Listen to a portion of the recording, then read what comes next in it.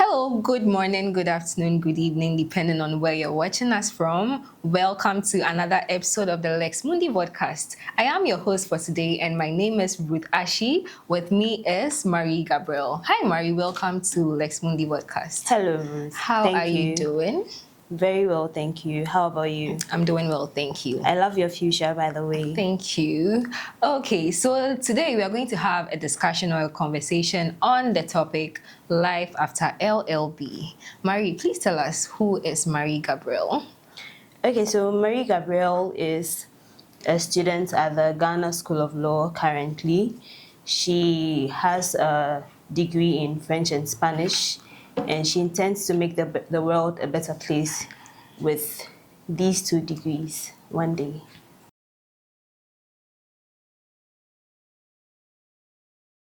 Okay, so can you quickly run us through your journey through law school? How has it been for you, especially since we are discussing life after LL.B? We'd like to know how your bachelor's degree period has been for you. Okay, so I had my bachelor's degree undergrad as in French and Spanish. However, after that, I decided to pursue law, and then I did that as a post-first degree course. So, bachelor's degree French and Spanish, then PFD LL.B, University of Ghana School of Law. Then afterwards, applied to Ghana School of Law, and here we are. Okay, so now we've heard a little bit about her journey through law school. We'd like to know, so between the time from your LL.B to you getting to Makola, I mean, obviously there are people who write the exams who do not make it on the first try, some don't make it on the second try, some even for 5 years. So during that period, what would be your advice to someone who is waiting for their good news or waiting to get into Makola? What could they do? What are some career prospects they could look at? Should it solely be the legal path, or they can veer off the legal path and then do something different? And I totally agree with you. Not everybody gets in on their first try. That was my case, actually. After the first try to get into Ghana School of Law, I didn't make it. However, I tried to, get myself together, place a few calls, look up some job opportunities something that I could do in the interim while I wait to try again. And lo and behold, I got a job.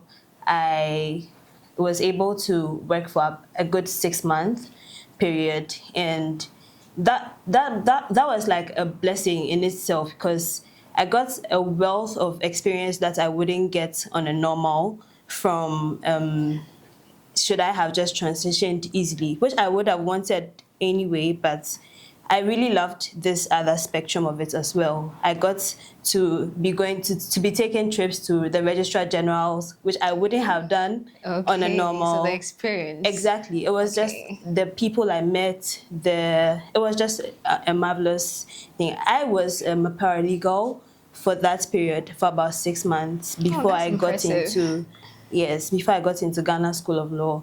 And I think the experience in itself helped me prep for the exam, because it gave me that sort of confidence, made me a bit. I did my best to study on the side. However, I think all of that just continues to shape you and then hone those skills that you actually need for Ghana School of Law. So I'm grateful for that path as well. Okay, so in your answering of my question, you mentioned you were a paralegal for a while. Yeah. Okay, so aside being a paralegal after LL.B, what are some other things you could do possibly? Yes, and then if you could distinguish them amongst like you, maybe the legal part and then the non-legal one, what are some other things you could do? Because people have this notion that once you're done with like your law degree, if you don't get to Makola, then you are doomed for life.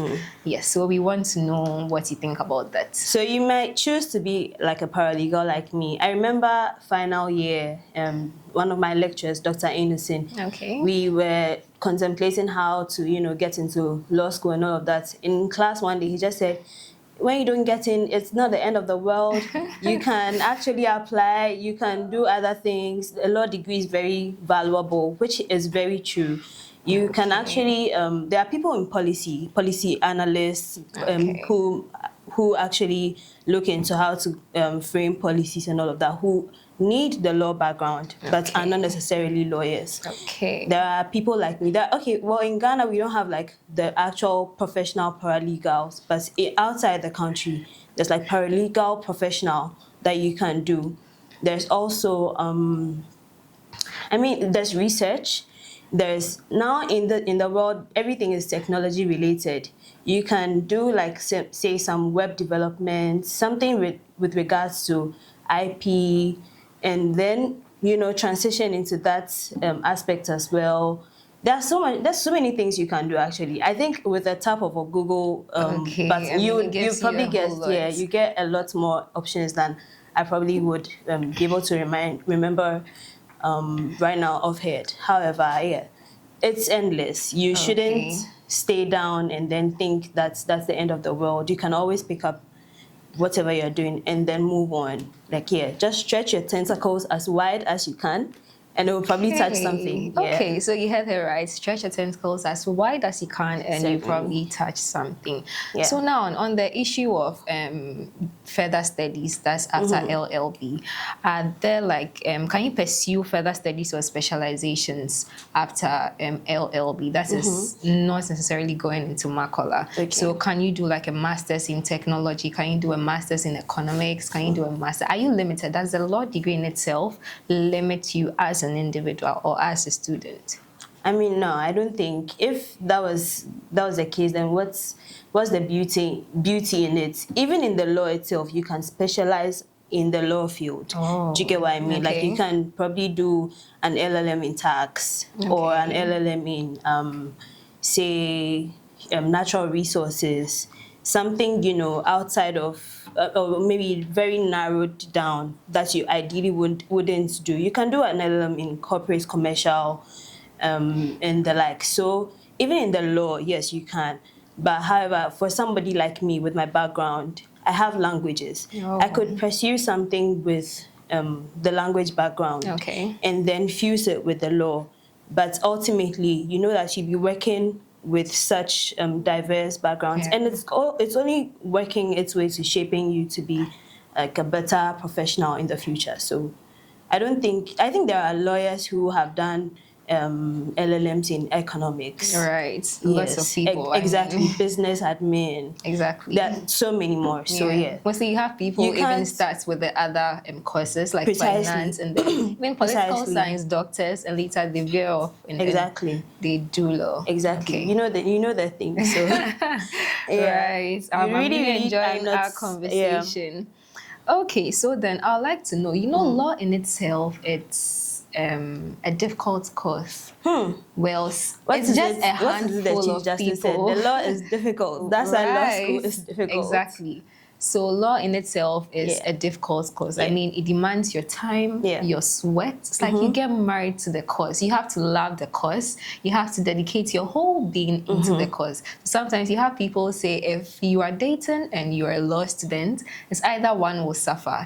Your law school suffering, or your grades suffering, or your relationship suffering. So now with the issue of disappointment and looking at how we have the level 400s going to rise the entrance exam, how would you say they should actually prep, and how would you also say that they should take care of their mental health such that if things go south, they are able to navigate through life without thinking of committing suicide or without thinking of doing or harming themselves? Okay, so that's like a really loaded question. But I would say ultimately, know what you wanted to do. Know what you set out to do. You set out to read law, to complete it successfully.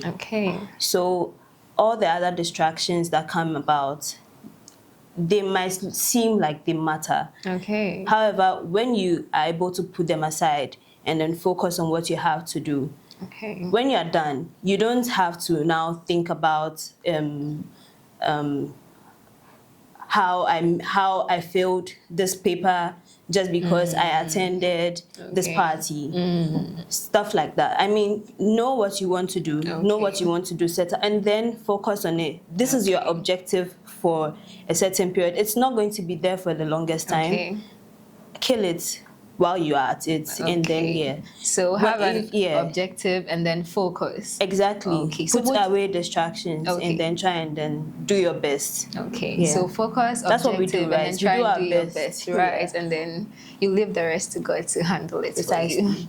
Okay. So now my next question is for people who wouldn't be able to make it as they are waiting. What are some things they can do aside being like a paralegal? You've already spoken about that, but then what are some things they can do? Can they actually like take breaks from all of these? And would you say having a support system during this period is like very necessary? Could be family, could be friends, anything. Oh, certainly. I mean, I don't think the law journey is one that you can do alone. You can't do it working alone. Even in class, you need your study group. You need at least some sort of like support system. So yes, find people that will support you in this whole walk. If you couldn't make it the first time, try and then join other people who couldn't make it as well. Okay. Form a group, study, do the things, dot your I's and cross your T's, right? That you couldn't do the first time. As you're at home, try and then reread your books. Try and then see certain things that you didn't get right on the first time. If you didn't read the whole of, say, Christine N. Doerner's contract book, pick it up again, open it, digest it properly. If you didn't understand certain principles, just try to understand them, familiarize yourself more with them, answer past questions. That helps a lot.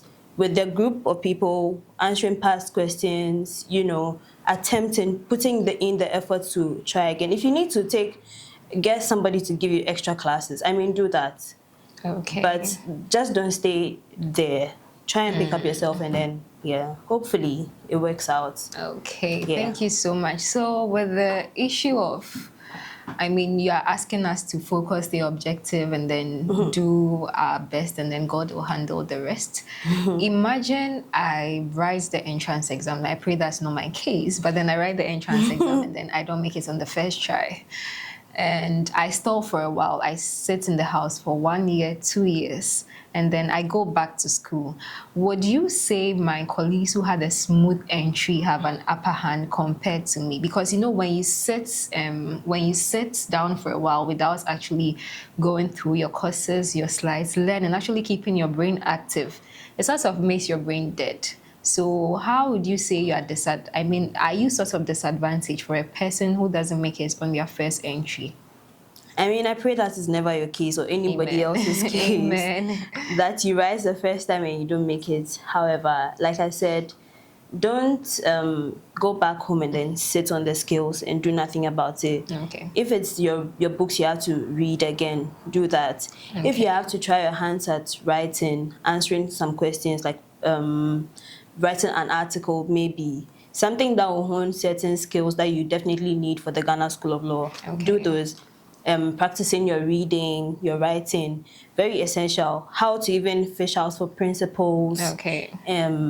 You probably not read all the acts in Ghana. Nobody has, I don't think. Obviously not. Do that. I mean, those things are helpful. It's English, regardless. You still come to like the understanding and then you get the understanding of it. So, and in that instance, you also have like that free period. You don't have lecturers on you asking for homework assignment deadlines. You don't have exam pressure, IA pressure. While you're at home, just take your time and then digest the books. I think I understand you, but you see, honestly speaking, it's easier said than done. But imagine where the pressure is there. You've not been able to pass your exams and all of that. Do you think it's practical to say I would want to even take my books or my acts to say I want to go through it? I mean, I'll probably shut everybody out. I'd probably not want to even see anything law. I mean, let's be practical. I'd probably not even want to hear anything law. For a person like that, what are some words you want to tell such a person? I mean, it works differently for everybody, I guess, like you're saying. maybe in my case, I was willing to pick it up again and then read. But even in the first few months, it wasn't easy. Okay. So I really can understand why some people will feel like, and it works differently for people. Some people might want to, you know, hide in their shelves, in their shelves for like the Exactly. longest time. But like I said, know what you set out to do.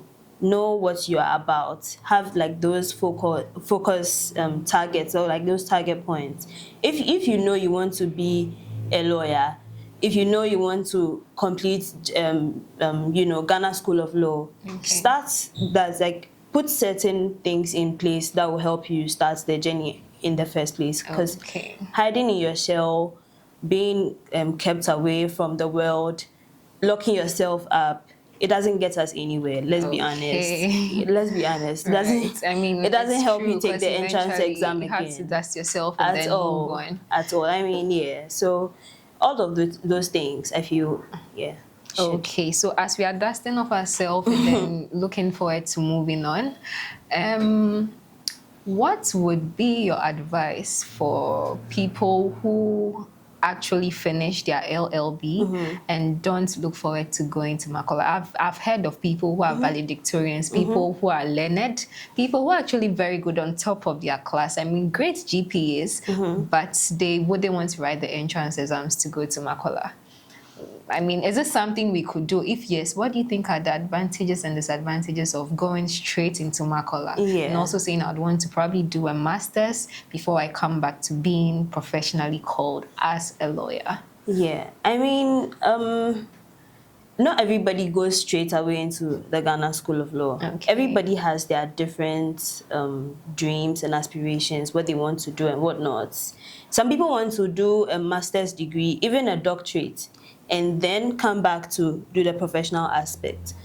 Whatever it is that you want to do, I think it's up to you. So if that's what you want, if you want to read a master's, if you want to read a doctorate, I think there was one of our lecturers who usually used to say, Dr. Atupare, that he didn't. Such a solid man. Exactly. And look at where he is now. Right. So you really can't limit yourself and say, maybe if going to law school, maybe say you wanted to get the experience as to being in a classroom and then reading and all of that, just to juggle your brain, and afterwards you don't want to do anything with it, that's like up to you.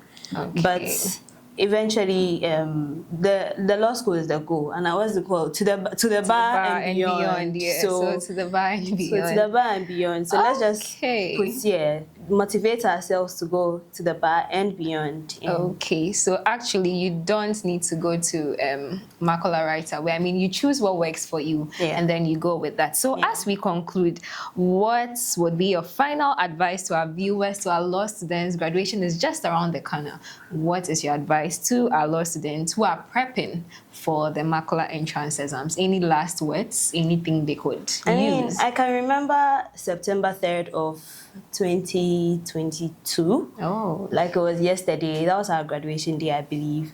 And we were graduating, but we were very confused because we had 20 days to prepare for the Ghana School of Law exam.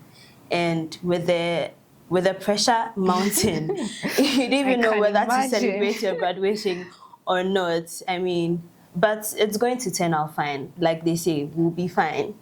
And we will indeed be fine. Do what you have to do. You have this. You know you have prepped from before you even took your final exam.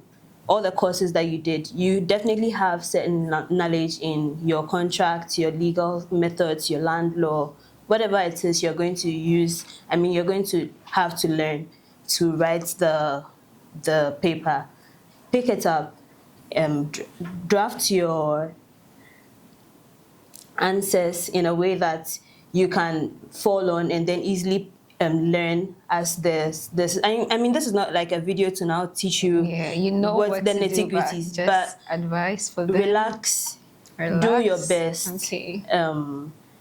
Eat well. Eat well, very important. Read a lot. Make good use of your time. This is not a time for social media. It can be a huge distraction. Okay. But this is not a time for social media.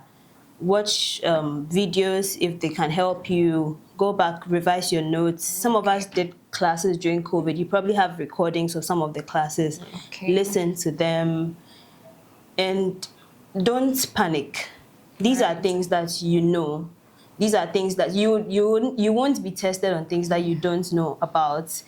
It might sound cliche, but all the panic you get in there, and you realize that the questions are not as Difficult as it yes. seems, or people So tell you. it's a lot preparing for it. I'm not even going to lie. Okay. Six subjects. You narrow it down to two subjects, and then even in the two subjects, just two topics each, probably for like every question that you're supposed to answer. But you've got this. You've got this. Your principles are key. If you don't know your cases, your case law, your principles are key. Have at least some statutes in your head. Just the title is enough. If you say the Lands Act and you can't remember the 1016, right? 1036. 1036, right? You don't have to, fret up over it just because you can't remember 1036. Just relax. So just relax, you got this. Literally, Okay. just relax. So Marie, thank you so much. It was nice having you on this episode. Like, we've actually learned a lot from you, and we probably look forward to having you again on our next episode. So thank you so much. I'm glad you have, and I've enjoyed my stay here. Okay. And I look forward to seeing all of you make it to the Ghana School of Law and even beyond. Amen. So, So viewers, thank you so much for being with us and staying with us. Catch you on our next episode. Bye-bye.